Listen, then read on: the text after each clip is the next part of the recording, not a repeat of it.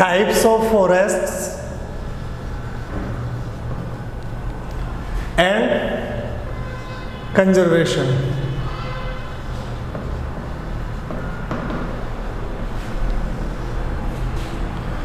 Forest के types और उनका कंजर्वेशन। देखो, अगर अपन बात करें इंडियन जो अपना फॉरेस्ट डिपार्टमेंट है, फॉरेस्ट डिपार्टमेंट ने अपने फॉरेस्ट को टोटल 3 टाइप्स में डिवाइड किया है। The first is reserved forest,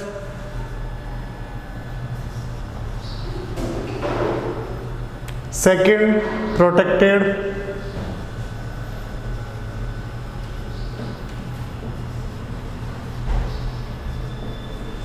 third is other में भी डाल सकते हो या इसको लिख सकते हैं अपन अनक्लासिफाइड।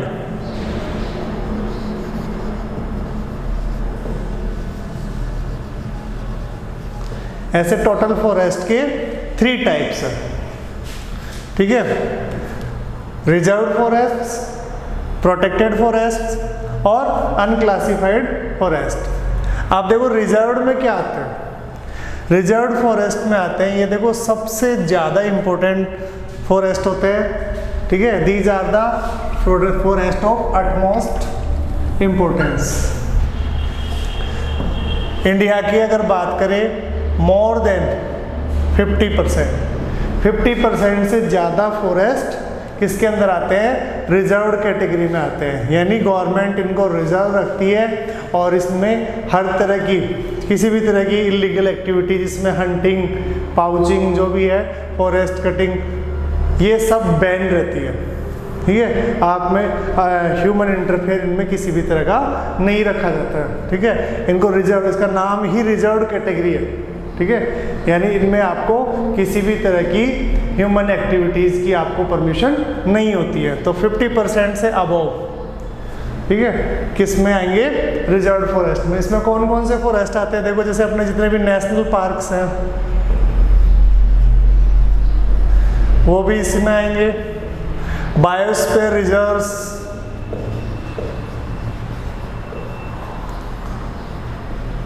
ठीक है, बायोस्फीयर रिजर्व डिक्लेयर करती है गवर्नमेंट किसी एरिया को, ठीक है।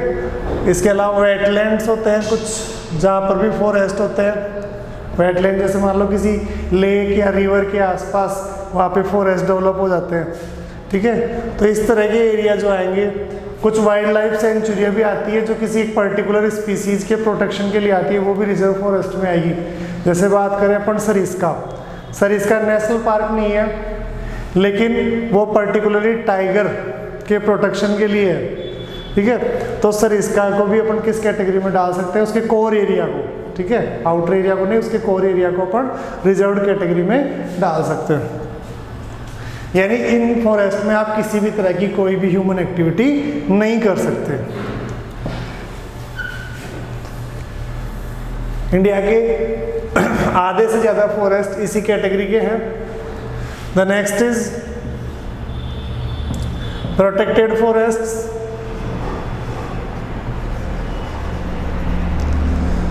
प्रोटेक्टेड फॉरेस्ट देखो अगर बात करें इंडिया की लगभग 1/3 यानी 33% लगभग, ठीक है, किस कैटेगरी की फॉरेस्ट है, प्रोटेक्टेड कैटेगरी की फॉरेस्ट है। अब इनमें आपको लिमिटेड, ओनली लिमिटेड आपको इकोनॉमिक एक्टिविटीज़ की क्या होती है, इजाज़त होती है। यानी आप ये वुड कटिंग कर सकते हो यहाँ पे, ठीक है, फॉरेस्ट प्रोड्यूस ले सकते हो, हंटिंग नहीं कर सकते, शिकार नहीं कर सकते, ठीक है, यानी लकड़ी काट सकते हो। फॉरेस्ट प्रोड्यूस जैसे गम वगैरह, लाख जिसको बोलते हैं अपन, और इसके अलावा हर्ब्स वगैरह मेडिसिन के लिए, ये सब इकट्ठा हम इसमें कर सकते हैं, ठीक है। और लास्ट आता है अपना अनक्लासिफाइड।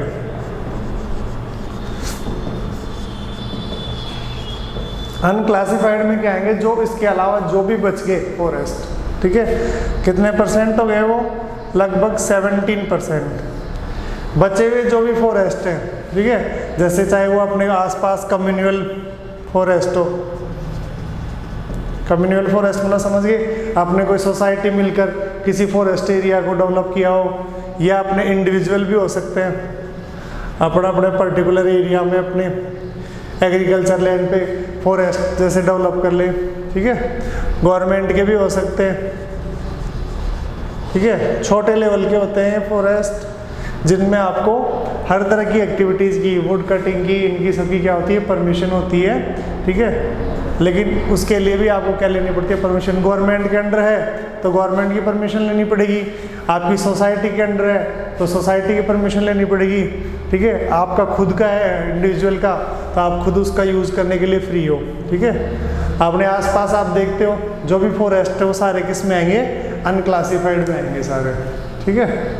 तो ऐसे टोटल 3 कैटेगरीज होती है फॉरेस्ट की, जिनमें सबसे इम्पोर्टेंट और सबसे ज़्यादा एरिया कवर करने वाली कैटेगरी है रिजर्व फॉरेस्ट की, यानी देश के 50% से भी ज़्यादा, लगभग 50% मानो, लगभग आधे फॉरेस्ट देश के इसी कैटेगरी में आते हैं।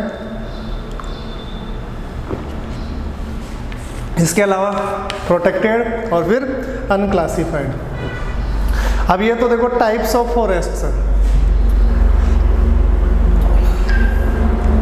अब बात करते हैं इनके कंजर्वेशन की, फॉरेस्ट के कंजर्वेशन की। इनको क्यों बचाएं तो कैसे बचाएं, क्या तरीका है जिनको यूज करके हम फॉरेस्ट को प्रोटेक्ट कर सकते हैं। तो पहले तो पढ़ेंगे अपन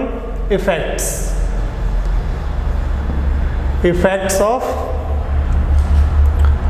डिग्रेडेशन ऑफ फॉरेस्ट्स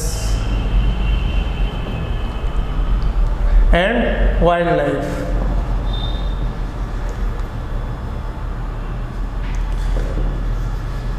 फॉरेस्ट और वाइल्ड लाइफ का जो डिग्रेडेशन हो रहा है, डिग्रेडेशन मतलब वो धीरे धीरे, निम्नीकरण बोलते हैं हिंदी में, जो धीरे धीरे खत्म होते जा रहे हैं, उसका क्या इफेक्ट पड़ा है ह्यूमन लाइफ पे, ठीक है, ह्यूमन लाइफ पे, सब पे।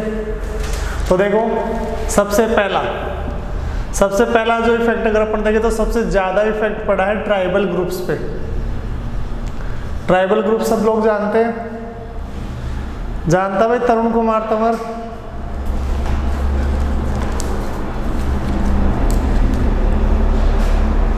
तरुण बैठने के लिए आया क्या क्लास में बेटा?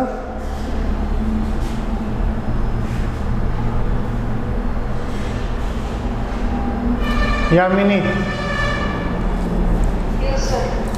ट्राइबल ग्रुप जानते हैं सब लोग? जो फॉरेस्ट में रहते हैं या माउंटेनस एरिया में रहते हैं। तो अगर बात करें तो फॉरेस्ट डिफॉरेस्टेशन का सबसे बड़ा नुकसान अगर हुआ है किसी को तो इस कैटेगरी को हुआ है, ट्राइबल ग्रुप को हुआ है। क्यों? क्योंकि ये अपनी जो ज़रूरत की चीज़ें, ठीक है, चाहे वो फूड हो, चाहे वो उनका ऑक्यूपेशन हो, चाहे वो उनका मेडिसिन्स हो, सोशियली अगर आप बात करें तो सोशियली भी ट्राइबल ग्रुप फॉरेस्ट से जुड़े होते हैं, कल्चरली भी फॉरेस्ट से जुड़े होते हैं, हर तरीके से फॉरेस्ट ही उनका घर है, उनकी दुनिया क्या है, फॉरेस्ट ही है। और अगर फॉरेस्ट नष्ट हुए हैं, फॉरेस्ट अगर खत्म हुए हैं तो सबसे ज़्यादा नुकसान किनको हुआ है? ट्राइबल ग्रुप्स को हुआ है। क्यों? क्योंकि ये अपने सारे डेली रूटीन और अपनी लाइफ के लिए डायरेक्टली किसके ऊपर डिपेंड रहते हैं? फॉरेस्ट के ऊपर डिपेंड रहते हैं। फिर बात करें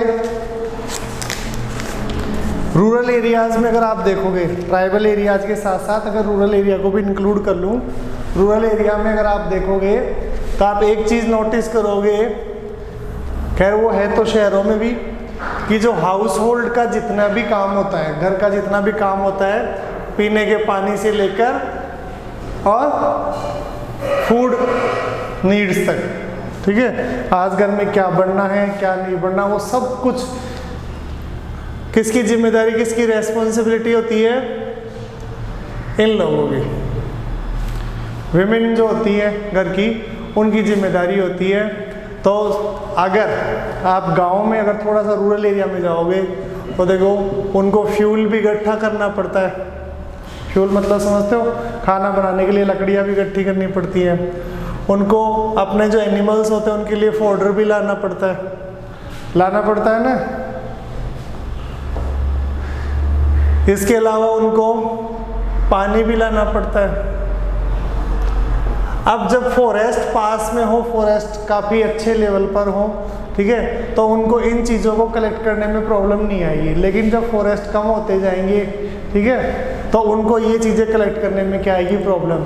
उनको कई किलोमीटर, आज ट्राइबल एरियाओं में, गाँव में देखोगे तो उनको 10 किलोमीटर से भी ज़्यादा पैदल चलना पड़ता है इन चीज़ों के लिए, ठीक है। तो अगर डिफॉरेस्टेशन होगा तो न फ्यूल मिलेगा, न जानवरों के लिए फॉडर मिलेगा, और फॉरेस्ट अगर सूख जाएंगे या फॉरेस्ट नहीं होंगे तो वाटर सोर्स भी क्या हो जाएंगे, सूख जाएंगे, तो उनको पानी के लिए भी दूर दूर तक भटकना पड़ेगा, ठीक है। तो इसलिए जो रूरल एरियाज में, रूरल और ट्राइबल एरियाज के अंदर जो विमेन ग्रुप है उनकी लाइफ भी काफ़ी हद तक इससे क्या हुई है, इफेक्ट हुई है। और बात करें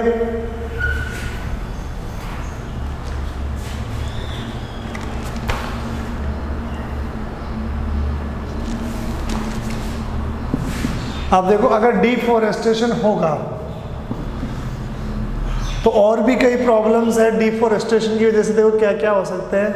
नेचुरल क्लैमिटीज जो है उनकी फ्रीक्वेंसी बढ़ जाएगी, यानी वो बार बार आएंगी। नेचुरल क्लैमिटीज में क्या क्या आता है, नेचुरल क्लैमिटीज में आती है जैसे फ्लड्स।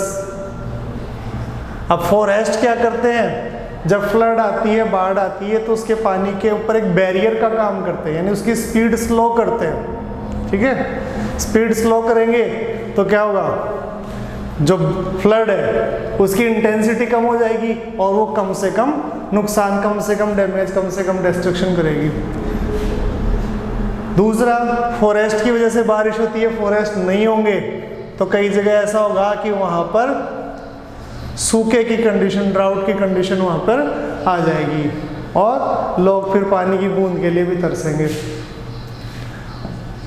फॉरेस्ट जो है वो क्या करते हैं, जो सॉइल होती है उसकी रूट्स को बांध कर रखते हैं, यानी उसके इरोजन को रोकते हैं। अब फॉरेस्ट नहीं होंगे, पेड़ नहीं होंगे, तो सॉइल इरोजन इजीली होगा और मिट्टी की जो फर्टाइल लेयर है ऊपर की वो क्या हो जाएगी, बह जाएगी, और एग्रीकल्चर की जो प्रोडक्टिविटी है वो क्या हो जाएगी, लो हो जाएगी। तो ये कुछ इफेक्ट्स हैं जो डायरेक्टली और इनडायरेक्टली डिफॉरेस्टेशन की वजह से क्या ह्यूमन लाइफ के ऊपर पड़ते हैं, ठीक है। ह्यूमन लाइफ जो कॉमन पीपल है उनकी भी, और रूरल और ट्राइबल पीपल है उनकी भी। अब इसके बाद देखो हम देखेंगे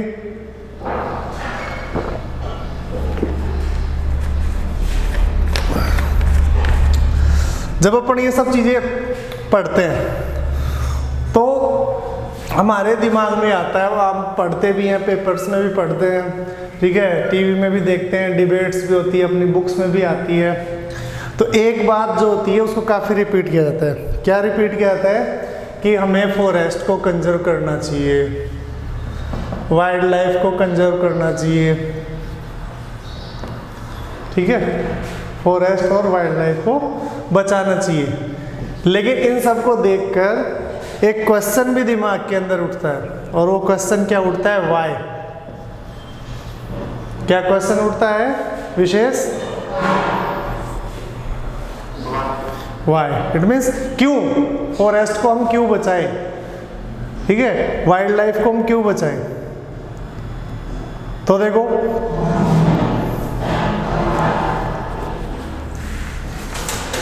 फॉरेस्ट को अगर हम बचाएंगे तो इसका आंसर क्या देंगे, फॉरेस्ट को अगर अपन बचाते हैं तो सीधे सीधे हम किसको बचाते हैं, हमारी इकोलॉजी को, यानी जो इकोलॉजिकल जो डाइवर्सिटी है अपने अर्थ के ऊपर, उस इकोलॉजिकल डाइवर्सिटी को हम बचाते हैं। इकोलॉजिकल डाइवर्सिटी मतलब वही जो अपन बायोडाइवर्सिटी जो बोलते हैं, ठीक है, वही क्या है, इकोलॉजिकल डाइवर्सिटी। तो सीधे सीधे हम क्या करते हैं, अगर फॉरेस्ट को बचाते हैं तो हमारी इकोलॉजिकल डाइवर्सिटी को बचाते हैं, यानी अलग अलग तरह के जो एनिमल्स, वेजिटेशंस हमारे यहाँ पे मिलते हैं हम उनको बचाते हैं। ठीक है। इसके अलावा अगर अपन फॉरेस्ट और वाइल्ड लाइफ को बचा रहे हैं तो हम हमारे जो लाइफ सपोर्ट सिस्टम है, लाइफ सपोर्ट सिस्टम क्या है अपना, एक तो वाटर है, एक एयर है और एक सॉइल है। भाई वाटर ड्रिंकिंग पोर्टेबल, एयर किसके लिए, सांस लेने के लिए, ब्रीथ करने के लिए, और सॉइल, सॉइल पे क्या उगाएंगे अपन, फूड ग्रेन्स और खाएंगे। तो ये तीनों हमारे लिए लाइफ सपोर्ट सिस्टम है, ठीक है। और इन तीनों को कौन बचाता है, अगर अपन फॉरेस्ट को बचाएंगे, ठीक है, तो फॉरेस्ट को बचाएंगे तो बारिश भी होगी, ठीक है, अंडरग्राउंड वाटर लेवल भी ऊपर होगा, ऑक्सीजन जो एयर जिसको अपन कहते हैं, ऑक्सीजन जो गैस है, ठीक है, उसका रेशो भी बढ़ेगा, सॉइल का इरोजन भी नहीं होगा, ठीक है। तो इसी रीजन की वजह से हमें फॉरेस्ट को बचाना जरूरी है। ये अकेला वन एंड ओनली रीजन नहीं है, इसके अलावा एक और रीजन मैं आपको देता हूँ। रीजन आप हजारों दे सकते हो कि फॉरेस्ट को क्यों बचाए, ठीक है। आप पूरी एक बुक लिख दो, फिर भी फॉरेस्ट का इंपॉर्टेंस आप एक्सप्लेन नहीं कर पाओगे, ठीक है। इसके अलावा देखो,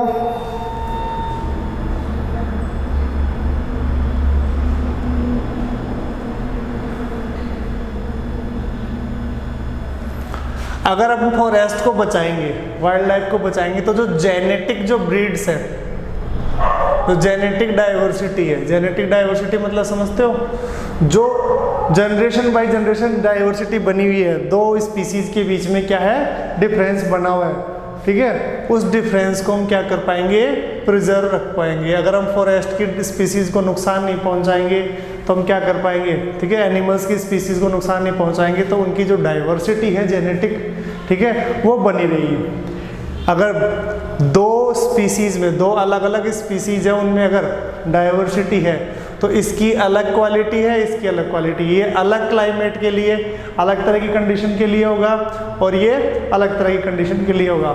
अगर हम इन दोनों ही ब्रीड्स को या दोनों ही स्पीसीज को अगर हम बचाते हैं, ठीक है, तो इन फ्यूचर ऐसी ब्रीड्स या ऐसी स्पीसीज डेवलप कर सकते हैं जो किसी भी तरह की क्लाइमेट में रह सके, ठीक है, क्योंकि जो जीन्स होते हैं, ठीक है, जीन्स को हम क्या कर सकते हैं, एक स्पीसीज से दूसरी स्पीसीज में क्या कर सकते हैं, लैब्स के अंदर ट्रांसफर कर सकते हैं, ठीक है। इससे और इम्प्रूव्ड ब्रीड क्या होती है, डेवलप होती है, ठीक है। तो अगर ये करेंगे तो जो अपनी स्पीसीज है, जो ब्रीड्स हैं, उनकी ग्रोथ होने में हमें क्या मिलेगी, हेल्प मिलेगी।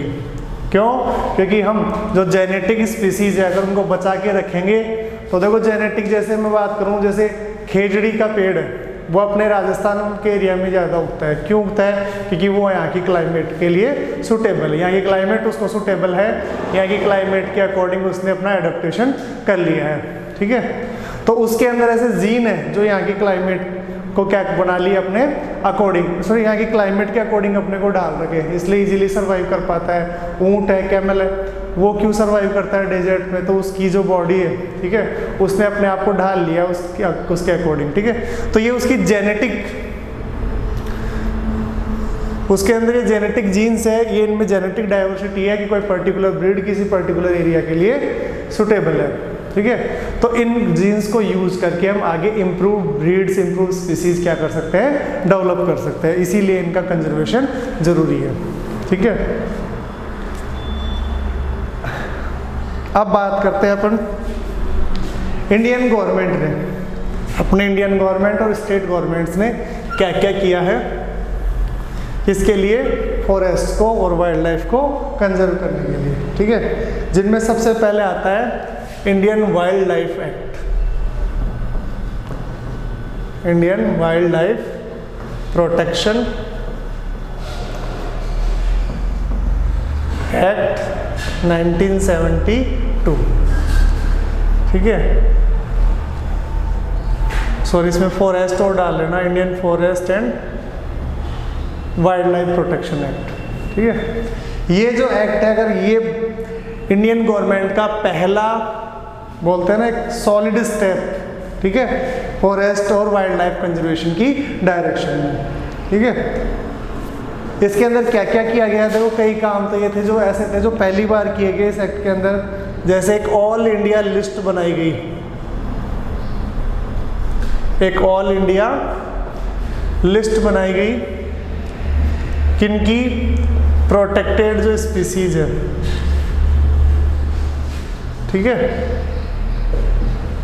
प्रोटेक्टेड मतलब समझते हो ना, ऐसी स्पीसीज जिनको गवर्नमेंट ने प्रोटेक्ट करके उनके हंटिंग, ठीक है, कटिंग, इनके ऊपर बैन लगा रखा हो और उसको पब्लिश किया गया। पब्लिश मतलब उसको लोकल गवर्नमेंट के सामने, सॉरी कॉमन जो लोग हैं, कॉमन पीपल है, उनके सामने रखा गया भाई ये स्पीसीज है जिनको गवर्नमेंट प्रोटेक्ट डिक्लेयर कर रही है और इनकी किसी भी तरह की इलीगल एक्टिविटी, ठीक है, इलीगल ट्रेड, इनका हंटिंग, पाउचिंग, ठीक है, ये सब नहीं कर सकते। दूसरा देखो, जो इस एक्ट में क्या क्या काम किए गए। सबसे पहला काम तो ये किया गया इस एक्ट के अंदर कि जो प्रोटेक्टेड स्पीसीज है उनकी लिस्ट को पब्लिक किया गया। दूसरा, जो इंडेंजर्ड स्पीसीज है, ठीक है, ऐसी स्पीसीज जो खत्म होने की एज पर आ गई, ठीक है, उन इंडेंजर्ड स्पीसीज के को और आ गया, उनको एक्सटिंक्ट होने से रोकना। कैसे? उनकी हंटिंग, ठीक है, और उनके ट्रेड, इनको तो बैन करके। इंडेंजर्ड स्पीसीज जैसे टाइगर, और बात करें अपन जो ब्लैक बक है, ब्लैक बक समझते हो ना, चिंकारा, जो अपना स्टेट एनिमल है, ठीक है, ऐसी जो स्पीसीज जो इंडेंजर्ड है, ठीक है, उनको उनके ट्रेड और उनकी हंटिंग को बैन करके उनको बचाना। इसके अलावा उन स्पीसीज को क्या करना, giving legal protection. Legal protection मतलब समझते हो, कानून के द्वारा, कानूनी प्रक्रिया से उनको सुरक्षा देना। जैसे फॉरेस्ट डिपार्टमेंट में फॉरेस्ट ऑफिसर्स, फॉरेस्ट गार्ड वगैरह ये अपॉइंट किए जाते हैं, तो उनका काम क्या होता है, वो लीगली, ठीक है, उनको गवर्नमेंट ने अपॉइंट किया है इसके लिए फॉरेस्ट और जो वाइल्ड एनिमल्स हैं उनको प्रोटेक्ट करने के लिए, उनकी रक्षा करने के लिए। इसके अलावा देखो इसी एक्ट के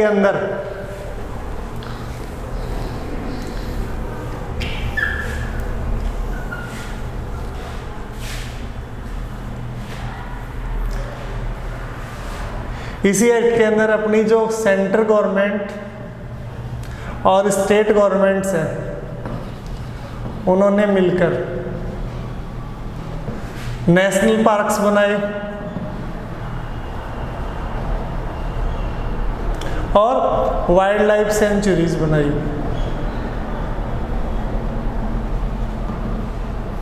ठीक है, किसके लिए, फॉरेस्ट के और वाइल्ड एनिमल्स के प्रोटेक्शन के लिए नेशनल पार्क्स और वाइल्ड लाइफ सेंचुरियाँ बनाई। वाइल्ड लाइफ, जानते हो वाइल्ड लाइफ सेंचुरियाँ क्या होती है, इनको वन्य जीव अभ्यारण्य कहते हैं, ठीक है, ये एनिमल्स और फॉरेस्ट जो रिसोर्स है उनके प्रोटेक्शन के लिए स्पेशली फिर वहाँ पे क्या किया जाता है, उनको नेचुरल एनवायरनमेंट दिया जाता है वाइल्ड एनिमल्स को, और फॉरेस्ट को नेचुरली डेवलप होने के लिए क्या किया जाता है, उनको प्रोटेक्ट किया जाता है।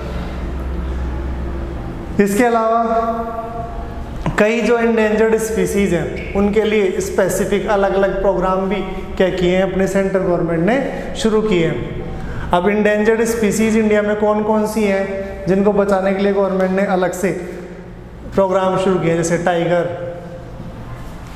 ठीक है, वन हॉर्न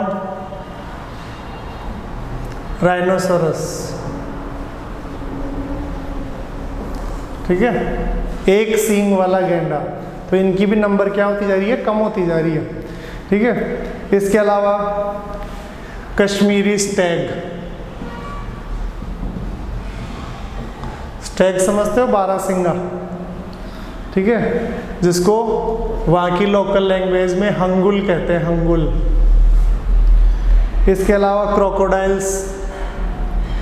अब क्रोकोडाइल्स की भी क्या होती है, 3 स्पीसीज होती हैं और तीनों ही खतरे में हैं, ठीक है, जिनमें एक तो आएगा फ्रेश वाटर के क्रोकोडाइल्स, एक आएंगे सैलाइन वाटर क्रोकोडाइल्स, और एक में आएंगे घड़ियाल।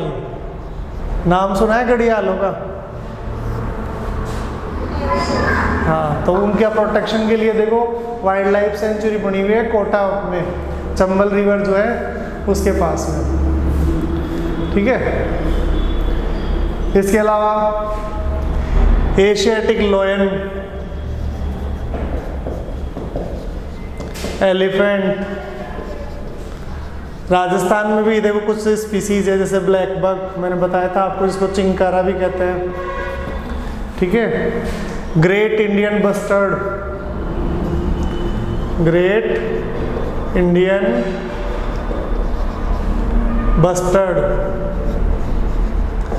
जिसको अपन अपनी लैंग्वेज में क्या बोलते हैं, गोडावण, जो अपने राजस्थान का स्टेट बर्ड है। ठीक है, ऐसी कई स्पीसीज हैं जिनको प्रोटेक्ट करने के लिए, जिनको प्रिजर्व करने के लिए अपनी गवर्नमेंट ने स्पेशल क्या चलाए हैं, प्रोग्राम चलाए हैं।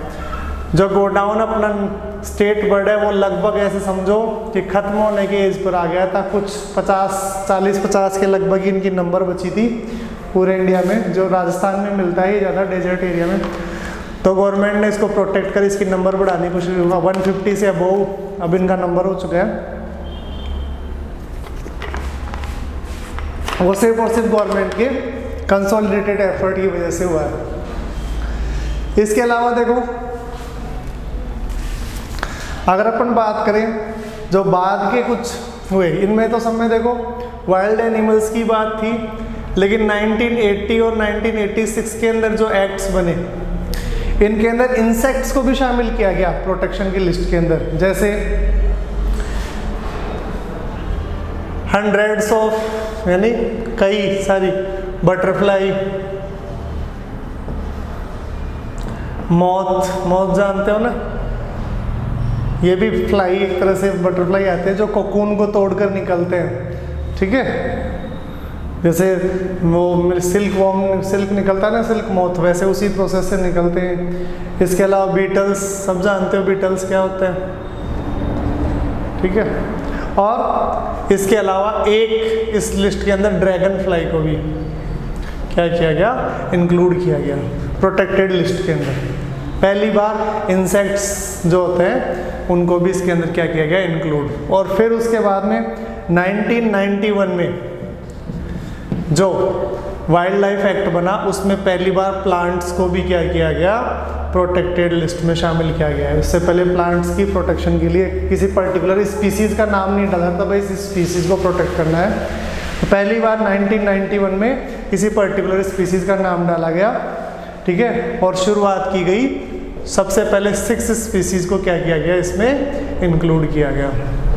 ठीक है, आज का आपका वर्क है 6 स्पीसीज कौन सी थी, अगर आपको मिलता है इंटरनेट पे या कहीं पे भी, तो आप इसको क्या करके लाओगे, ढूंढोगे। ठीक है, अब इसके बाद में आपका जो चैप्टर बचा है वो एक क्लास का और बचा है, जिसमें प्रोजेक्ट टाइगर है और इम्पोर्टेंस ऑफ वाइल्ड लाइफ है। ठीक है, ओके, किसी को कुछ पूछना है?